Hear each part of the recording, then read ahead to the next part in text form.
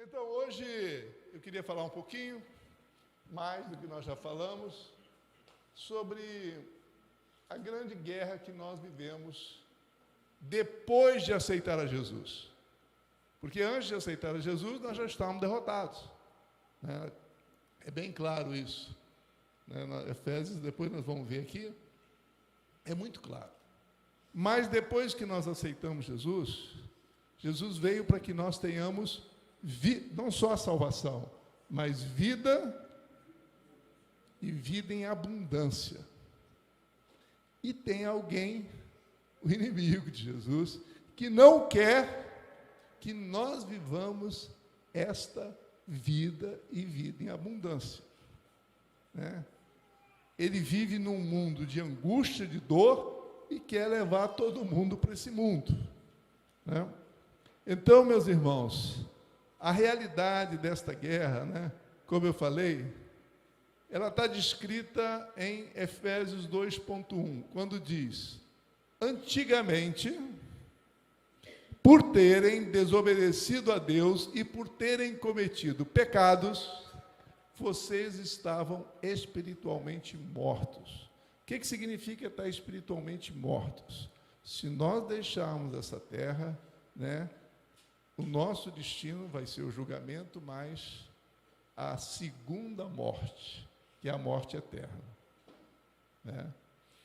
Entretanto, graças, né, e continua, né, quando diz assim no versículo 2, naquele tempo, vocês seguiam o mau caminho deste mundo, olha só, o mundo tem um mau caminho. Jesus é o caminho, a verdade e a vida. Mas o mundo tem um mau caminho. E quem é o líder deste mau caminho? E faziam a vontade daquele que governa os poderes espirituais do espaço. O Espírito que agora controla os que desobedecem a Deus. Meus irmãos, quando nós aceitamos a Jesus, nós somos libertos dessa realidade. A gente precisa deixar isso assim, valorizar, pelo amor de Deus, essa realidade. Nós estávamos mortos. Quem não aceitou a Jesus como seu Senhor e Salvador, está vivendo esta realidade. E existem muitas dessas pessoas que nós nos relacionamos com elas, estão do nosso lado. São nossos vizinhos, nossos parentes, muitos irmãos que ainda não entenderam esta realidade. Por quê? Porque nesse reino o reino deste mundo é chamado também por Jesus um reino de trevas, onde as pessoas não conseguem ver. Não é que elas não adianta você falar. Nós precisamos da ajuda do Espírito Santo, do poder de Deus para abrir seus ouvidos e abrir seus olhos. Isso é uma coisa espiritual. Não é uma questão de inteligência, não é questão de resistência, não, é questão de uma guerra espiritual, né? E não só fomos libertos, mas também nós temos que entender a realidade que nós fomos transladados, conforme Colossenses 1,13, pois Ele nos resgatou do domínio dessas trevas, desse reino de escuridão, onde nós não conseguimos enxergar, né? E nos transportou para o reino do seu Filho amado, em quem temos a redenção. O que é a redenção? A saber, o perdão dos pecados. Aquilo que nos mantinha mortos espiritualmente, agora esse poder não está mais sobre nós. Nós estamos livres agora para fazer escolhas todos os dias, né? A terra, ela continua sobre o domínio. Jesus veio para a terra, mas ele não libertou a terra toda. Ele ainda não libertou todo o sistema do mundo. Ele libertou todos aqueles que o aceitam como Senhor de suas vidas, né? Então, a cultura desse mundo tem um propósito: manter o homem prisioneiro, a alma do homem prisioneira, né? É uma alma que vive aflita, né, com um vazio que somente é preenchido quando nós fazemos essa declaração: Senhor Jesus, eu te aceito como meu Senhor e Salvador. Nesse momento, esse vazio é completado por uma paz, né? Caso contrário, por exemplo, no meu caso, esse vazio antes, essa era uma angústia que eu não entendia, era preenchido com o quê? Como com todas as outras pessoas que estão vivendo ela, com álcool. Muitos de vocês já sabem que a minha média diária era de 22 chopes por noite, ou meia garrafa de uísque. Essa era a minha realidade. Não é porque eu era viciado por viciado, é porque para mim poder sentir um alívio, né? E muitas das pessoas que estavam no mundo e olhavam para mim, poxa vida, achavam que eu era uma pessoa muito feliz. Eu já tinha com 19, 20 anos viajado toda a Europa, eu tinha, né, namorada, eu morava em Ipanema, em suma, tinha uma vida que para muitas das pessoas era ótima, mas a minha alma precisava de alívio, e a única coisa que aliviava a minha alma era o álcool. E a maconha também, né? Por que não dizer? Né? Então, meus irmãos, essa é a realidade que o mundo está prisioneiro, né? Mas puxa vida, eu nunca fumou, nunca bebeu, mas talvez esteja tomando um calmante para dormir, né? Talvez esteja fazendo alguma terapia. Eu conheço uma pessoa que eu amo muito, que ela passou, acho que 30 anos fazendo uma terapia só para aprender a dizer não. Autoexecutiva. Há 30 anos fazendo terapia para aprender a dizer não. Veja o quanto a loucura desse sistema do mundo, né? Então, a primeira evidência, né, como eu te falei, é essa paz. E eu senti essa paz, que era eu não entendia, né, depois de viver toda essa angústia, e veio essa paz. E o mais impressionante, que aquilo que era o que eu usava como alívio, que era o álcool, eu não conseguia mais beber. Quer dizer, a libertação não é só uma libertação espiritual, a libertação também acontece física, né, no nosso desejo, porque eu necessitava do álcool. Se eu não bebesse, eu não conseguia dormir. E, de repente, eu não precisei mais fazer isso, né? E, pelo contrário, quando eu tentava fazer, me fazia mal, não tinha sabor nenhum. O cheiro, então, da maconha, a 20, 30 metros, se o vento trouxesse, eu me dava ânsia de vômito. Ou seja, houve uma libertação física, não só espiritual. Então, esse é o nosso Jesus que nós pregamos, né, que nós testemunhamos dele. Então, nós somos, na realidade, libertos, mas tem uma outra verdade. A outra verdade é que o inimigo não aceita a sua derrota, a sua perda, porque ele considera cada um de nós como uma propriedade dele, né? Eu vivi isso em libertações que depois eu participei, quando o inimigo falava: por que você quer mais um? Como se aquela pessoa fosse dele. Essa é uma realidade. As pessoas que estão no mundo, não existe um campo neutro. Ou você está sob o domínio de Jesus, ou você está sob o domínio do maligno, né?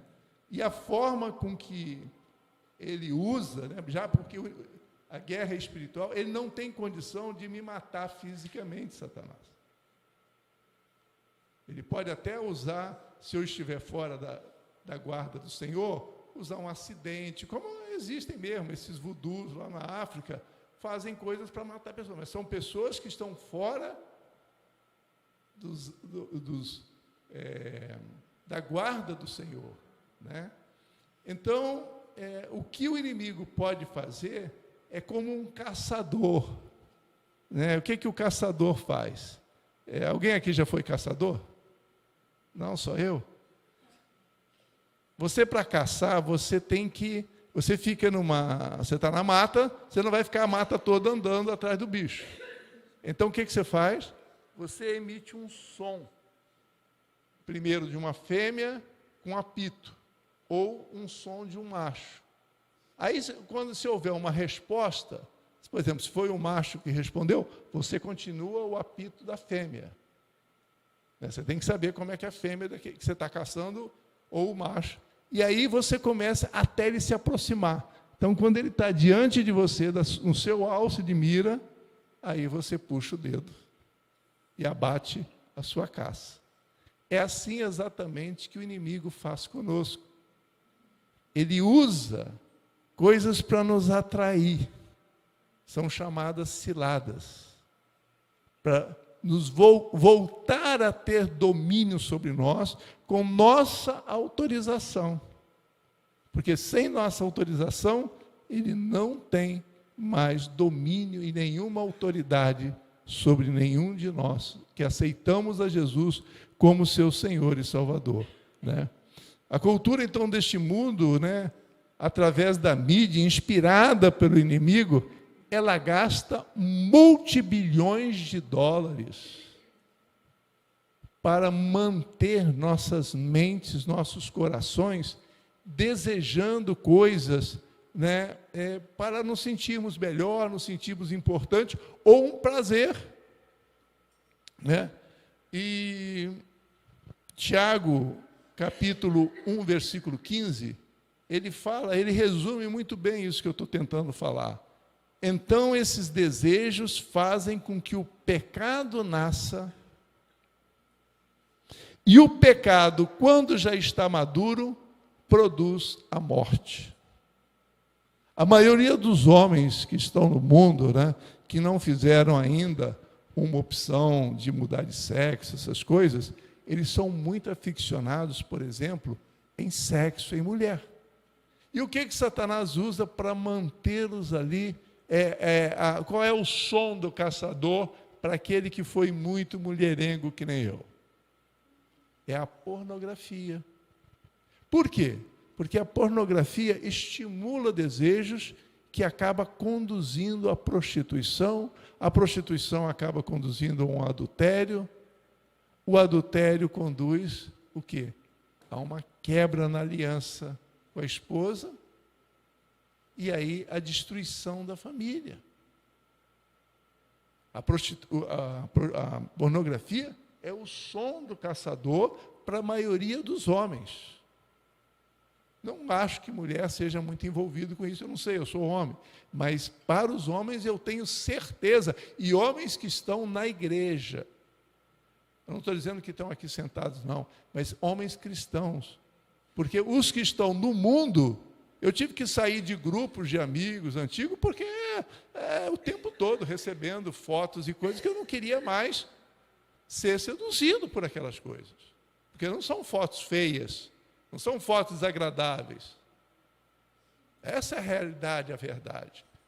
Então, meus irmãos, muitos homens cristãos estão sendo derrotados pela pornografia. Muitas mulheres estão sendo derrotadas pelo consumismo, pelo desejo de se sentirem importante, com uma bolsa, com um relógio, com coisas, né? Então,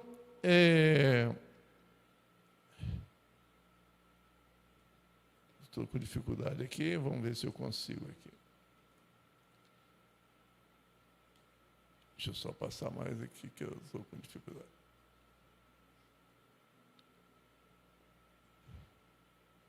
Romanos, capítulo 12, versículo 1, gostaria que nós lêssemos isso como entendendo um clamor de alguém que ama a igreja, irmão nosso em Cristo, que é o apóstolo Paulo. A forma como ele descreve Romanos 12, 1, para mim é muito impactante. Quando ele diz: Portanto, irmãos, rogo-lhes pelas misericórdias de Deus que se ofereçam em sacrifício vivo, santo e agradável a Deus. Este é o culto racional de vocês. Então, muitos dos cristãos, eu sou um desses, né? Eu achei que eu poderia, né? Ou que as pessoas poderiam agradar a Deus, às vezes com uma vestimenta. Eu já usei terno para pregar, né? Gravata, ou às vezes subindo o morro para fazer orações. Eu ia até depois de Niterói, um local ali, me esqueci o nome, para participar de uma reunião, porque tinha lá uma mulher de oração, tal. Então, às vezes as pessoas são capazes de cruzar um oceano para ouvir uma palavra, para ouvir uma profecia, quando toda profecia que interessa a nós já está escrito e disponível na Bíblia. O que nós fazemos precisamos deixar que elas nos encontrem pelo nosso estilo de vida, né? Então, Romanos 12:2 revela onde está o verdadeiro campo de batalha, quando ele diz: não se amoldem ao padrão deste mundo, que nós vimos lá em Efésios 12, que é dominado, que é controlado pelo inimigo, com um propósito específico, né? Mas transformem-se pela renovação da sua mente, para que sejam capazes de experimentar e comprovar a boa, agradável e perfeita vontade de Deus, né? Quando o homem, lá no Jardim do Éden, ele fez a escolha pela árvore do conhecimento do bem e do mal, ele fez uma escolha por ideias e pensamentos de homens, pelo estilo de vida criado pelos homens, inspirado pelo que nós vimos lá em Efésios capítulo 1, né?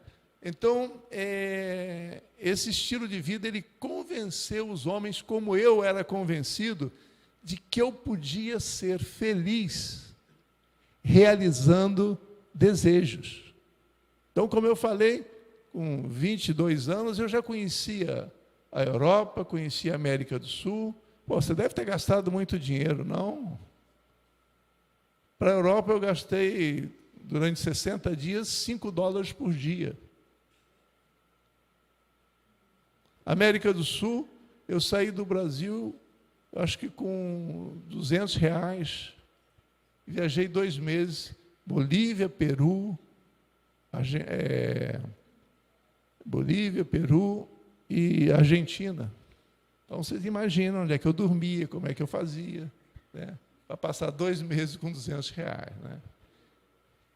Então, mas isso, ou seja, sábado, como eu já falei também aqui, alguns testemunhos, eu acordava às 7 horas da manhã, jogava vôlei até, eu não tinha a limitação nessa perna que eu tenho hoje, e eu jogava vôlei das 7 da manhã às 18 horas da tarde, né?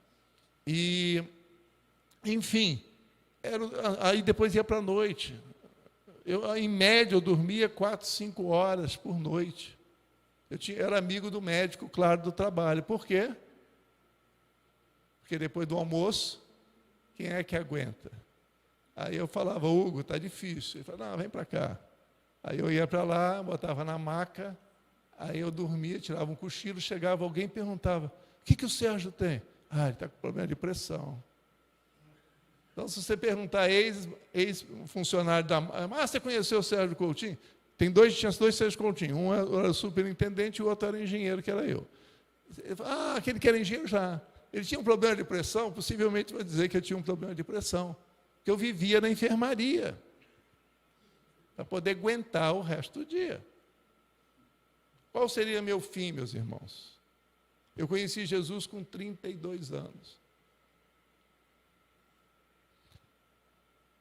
Então, enfim, eu era 100% convencido que eu poderia ser feliz, satisfazendo todos os meus sonhos e desejos pessoais, né?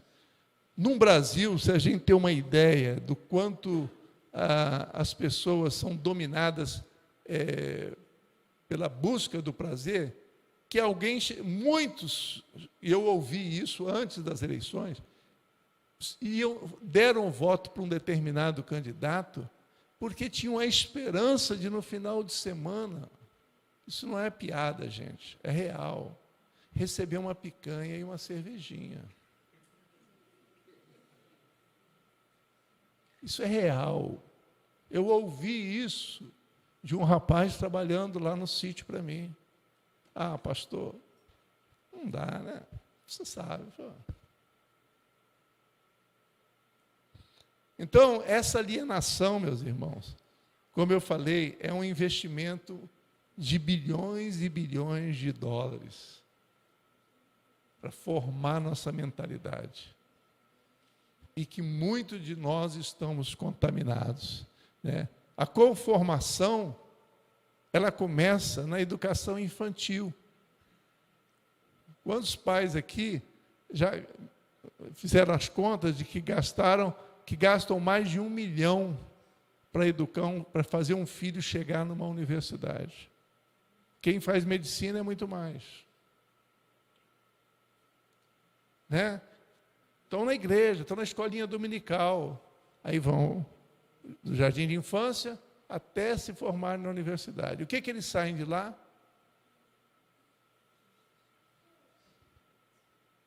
Uma mentalidade progressista, uma mentalidade que se opõe a todo o investimento que os pais e os pastores e as professoras de escola dominical fizeram. Né? Quem domina, meus irmãos, a educação, domina o mundo. Por isso que eu anseio para que nós tenhamos a nossa escola aqui para fazer a nossa parte. Porque ter um prédio maravilhoso desse e não servir a sociedade com o que nós podemos servir, que é educação, discipulado, é algo que me aflige, me angustia. Eu gostaria de ter os recursos para já ter começado, mas a guerra é tão grande que para renovar uma licença do Corpo de Bombeiros, eu ligo 2, 3 vezes por semana. E parece que estão amarrados. Não é nem questão de suborno, nada não. Então, meus irmãos, o ser humano é prisioneiro do sistema de informação do mundo. Essa é uma realidade, né? E esse sistema visa manipular a verdade para que pensemos como querem que pensemos.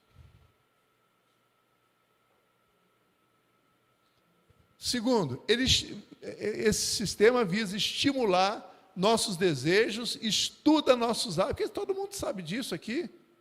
Você faz uma pesquisa, às vezes você comenta com alguém alguma coisa, daqui a pouco aparece uma oferta no Google daquilo que você comentou. Se você fizer uma pesquisa, então, em qualquer lugar, digitar lá, TV digital, acabou, vai ser uma enxurrada. Então, estimula o desejo, estuda nossos hábitos e oferece produtos e serviços sem nos deixar avaliar se o investimento de horas de trabalho compensa aquele investimento. Pessoas, as mais simples, as que ganham menos, são as mais escravas desse sistema. A cultura do mundo, né, ela programou o homem para viver, para satisfazer os desejos da carne, dos olhos e dos pensamentos. A escolha natural é pelo prazer. E isso não pode acontecer no meio da igreja, né? O sistema, ele conduz, né, o mundo como um boiadeiro, sentado ali no cavalo, ele vai conduzindo a boiada para o matadouro. A boiada vai feliz da vida, um brincando com o outro, tentando dar um chifre. Até que ele chega no matadouro. Né? Os bois, né, vão felizes. A escolha pela vida, né, de satisfação de desejos, elas têm consequências. A consequência é viver para lidar com as cicatrizes e aflições da alma, como eu testemunhei para vocês. Ansiedade, angústia, mágoas pelas disputas, né? Essas cicatrizes, elas enchem atualmente, né, os consultórios de psiquiatras e psicólogos. Elas estão enriquecendo a indústria farmacêutica de psicotrópicos. Então, o sangue de Jesus perdeu o poder? Não, meus irmãos. É nós que estamos, de alguma forma, sendo contaminados e cedendo em algumas áreas de nossas vidas, com nossos pensamentos, né, a essas linhas de pensamento, né? E esses psiquiatras, psicólogos, esses remédios, assim como o álcool, eles não curam. Eles aliviam a dor. Eles permitem nós vivermos razoavelmente, sem arrumar muita confusão. Mas Jesus, a sua palavra, ela tem o poder para nos libertar 100%. Nós precisamos aceitar isso e clamar a nosso Deus e Pai, né? O escritor e ministro cristão Eugir Giroto, ele escreveu: prisioneiro não é aquele que está atrás das grades, e sim aquele que Satanás aprisiona a sua alma para desobedecer a Deus. Vou ler de novo. Prisioneiro não é aquele que está atrás das grades, e sim aquele que Satanás aprisiona a sua alma para desobedecer a Deus. Ele não está falando de pessoas só do mundo, está falando de nós cristãos, né? Então nós vivemos hoje o desafio na nossa mente, né, de buscar justificativas para aquilo que o nosso coração desejou amar, deseja amar, né, e deseja consumar, né? Enquanto a palavra de Deus, ela nos desafia, né, a fazer sempre a escolha pela dor de aguardar o prazer momentâneo por um prazer momentâneo de médio e longo prazo. Aí você pode imaginar em todas as áreas isso, principalmente aqueles que estão namorando, né? Resistir a essa dor do prazer imediato, para ter a certeza de ter a vida em abundância no seu casamento, na sua vida, como Jesus prometeu, né? Então, meus irmãos, nós precisamos começar a aprender a nos libertarmos desses sons do caçador, não darmos atenção a eles, não deixarmos sermos envolvidos com sentimentos, com palavras que não é a verdade sobre nós. A verdade sobre nós é que nós somos filhos amados de Deus. A verdade é que Deus nos deu autoridade para vencer qualquer tentação. E quando acharmos que a tentação é muito forte para nós, a palavra ainda sugere: fuja da tentação, né? Porque senão a nossa vida vai ser aquela vida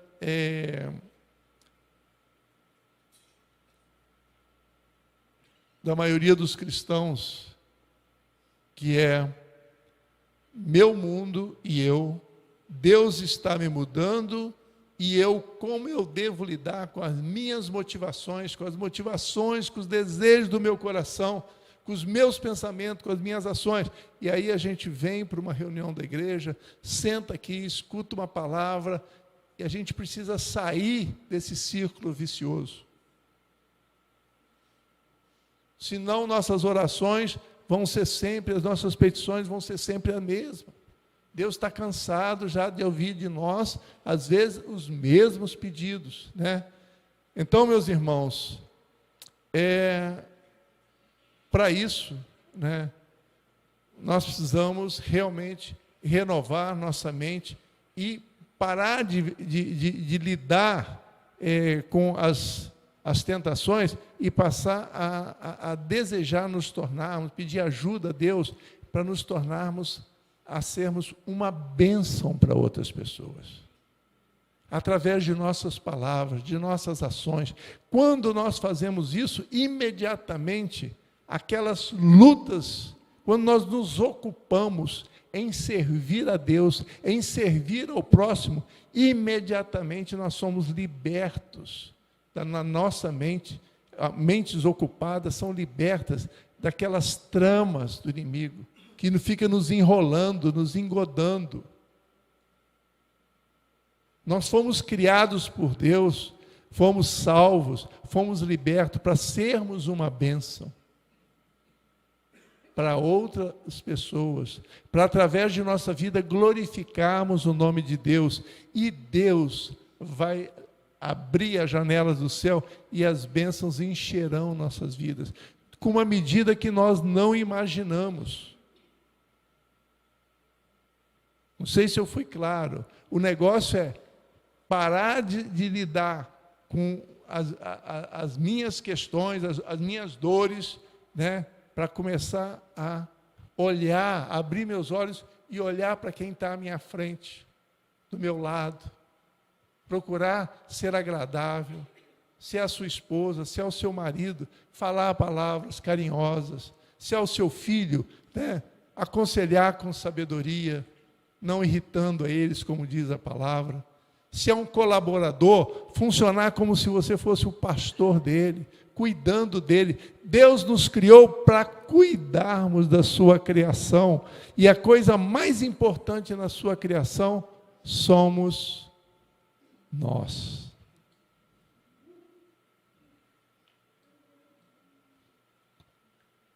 Isaías 18, 17, 48, 17 diz assim: eu sou o Senhor teu Deus, que te ensina o que é útil e te guia pelo caminho que deves andar.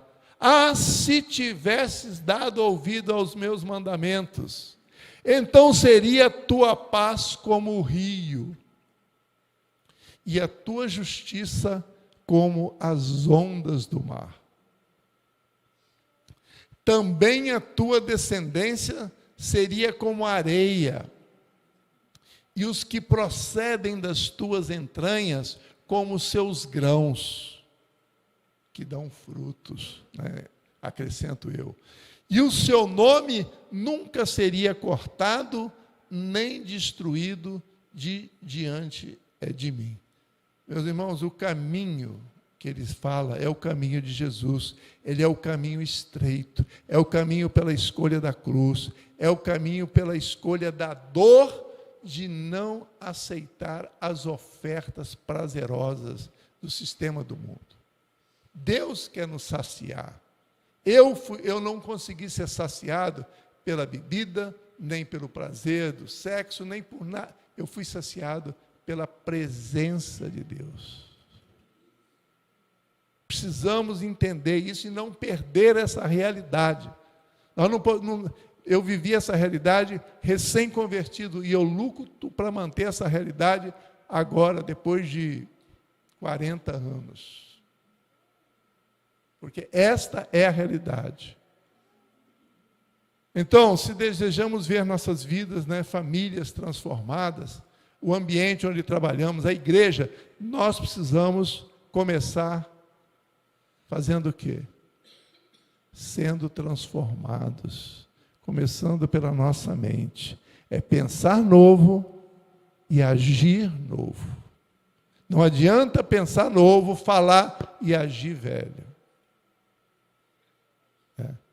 Lembrando os Mateus 8,3, Jesus disse: em verdade, estou terminando, vos digo que se não converterdes e não vos fizerdes como meninos, de modo algum entrareis no reino dos céus. Como meninos de mentes limpas e ávidos por aprender, nosso foco deve ser alinhar nossos corações, nossa mente, com o coração de Deus, com a mente de Deus, com a mente de Cristo. Concluindo João 16:33, eu venci o mundo, disse Jesus. Em João 15:7, ele falou, se vocês permanecerem em mim e minhas palavras permanecerem em vocês, pedirão o que quiserem e vos será concedido. Quantos aqui anseiam por alguma coisa?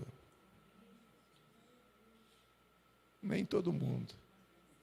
Mas vocês que anseiam, aqui está o segredo. Permanecer, estar na presença e deixar que as palavras de Deus ocupem os nossos pensamentos e os nossos desejos, né? Nossa única chance de vitória, meus irmãos, ela está em Cristo, né? E somente em Cristo nós venceremos todos esses sons do caçador. Amém? Então eu queria agora, hoje é dia de nós celebrarmos essa vitória que nós temos em Cristo Jesus, né? E eu antes de nós lermos 1 Coríntios 11:13, só espera um pouquinho, eu gostaria de nós, não vamos ler sim, pode deixar, vamos ler e depois nós oramos antes de tomar os elementos, enquanto os irmãos distribuem. Diz assim a palavra, pois, Paulo falando em 1 Coríntios 11:23, pois eu recebi do Senhor o que também lhes entreguei, que o Senhor Jesus, na noite em que foi traído, tomou o pão e, tendo dado graças, partiu e disse, isto é o meu corpo que é dado em favor de vocês. Façam isto em memória de mim. Da mesma forma, depois da ceia, ele tomou o cálice e disse, este cálice é a nova aliança no meu sangue. Façam isto sempre que o beberem em memória de mim. Então, antigamente, a salvação era pela obediência, né? E hoje a salvação é pela fé no nosso Senhor Jesus Cristo. Ele é o consumador da nossa salvação, né? Então, enquanto os irmãos estão distribuindo os elementos da ceia, o pão e o cálice representando o sangue da nova aliança, né, que é pela fé em Cristo Jesus, a salvação agora é pela fé, a vida é pela fé, né? Eu queria que nós orássemos, colocássemos diante de Deus todos os sons que nós sabemos, que temos ouvido e às vezes cedido, né, e pedir perdão a Deus, né, e pedir que Ele venha mais uma vez nos perdoar, né, pela nossa desobediência, porque limpo nós já estamos, podemos estar em desobediência. Senhor nosso Deus, eu quero te agradecer mais uma vez pela vida do Senhor Jesus Cristo, pelo seu favor, pelo seu sacrifício naquela cruz. Eu quero colocar diante de ti, Senhor, meus pecados, pedir perdão aqui, Senhor Jesus. E peço perdão, Senhor. Peço ajuda, Espírito Santo, para que eu ouça com mais atenção os primeiros sons do caçador, para que eu não me deixe ser seduzido. Assim como eu peço para cada um dos irmãos aqui presentes, esse favor, sabedoria, discernimento para os sons do caçador, das ciladas que ele tem preparado para cada um de nós, em cada um dos nossos pontos fracos. Meu Deus e meu Senhor, tenha misericórdia da sua igreja, tenha misericórdia de cada um de nós.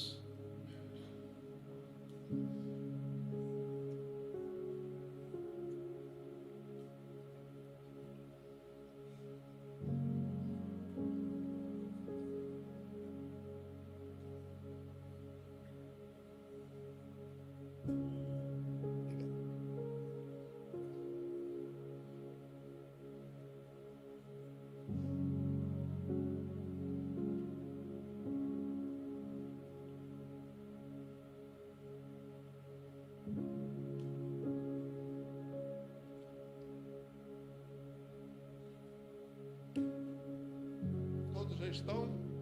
O pão. Este pão simboliza o corpo de Cristo que foi dado por nós, quebrado naquela cruz. Comamos esse pão com esse discernimento. Obrigado, Jesus, pelo seu corpo entregue em nosso lugar.